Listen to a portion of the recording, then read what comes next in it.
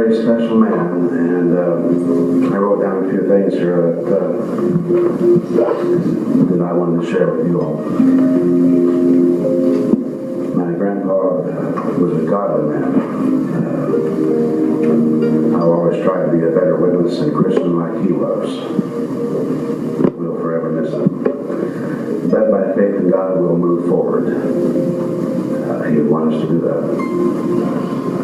We knew for 15 years this day may came, it did, but as I was talking with my cousin Tina, even if God gave us a day and time, it would still always be tough.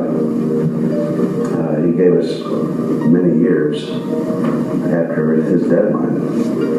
So I suppose I got used to him living with the cancer, and we took it for granted. Just this past Memorial Day, my cousin John and his wife Nicole had a wreck.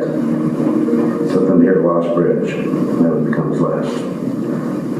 During spring break, I took Papa and Mima here to the chapel and then the community center for a brunch. That's the last time I would be here with Papa at the chapel. I always had wonderful memories. I'm very fortunate for my mom and dad bringing me up in a Christian home, which stems from their moms and dads. I thank the Lord for this. My grandparents have been coming up here for the lake for nearly 30 years.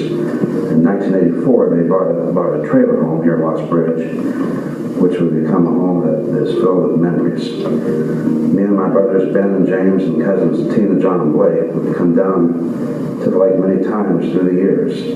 And his favorite pet poodle dog, Benji came along as well. Before we would leave on a trip, Papa would always pray for a safe journey. I had many audio recordings of all the times down here, riding motorcycles, reading books. Meanwhile, we always have the 50-day journals down here. We learned a lot about the Bible through Papa and Mima, and had many recordings of Pastor Thaden at the old chapel, Janet Gardner, and her music. Me and Papa always used to listen to Easy 108.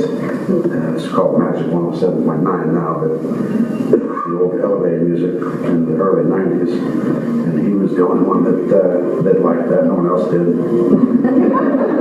He enjoyed that. And so we always sat on deck, listening to that, reading books, watching the stars. And he was always a thoughtful and positive person. You'd always see God through Papa. So, as we move forward in God and pray for our comfort, this is the verse I'll share in closing. 1 John 5, 1 through 5. Whoever believes that Jesus is the Messiah is a child of God, and whoever loves the Father loves the child also. This is how we know that we love God's children. It is by loving God and obeying His commands. For our love for God means that we obey His commands, and His commands are not hard for us, because every child of God is able to defeat the world. And we win the victory over the world by means of our faith. Who can defeat the world? Only the person who believes that Jesus is the Son of God. So my granddad, he will be missed, but we have to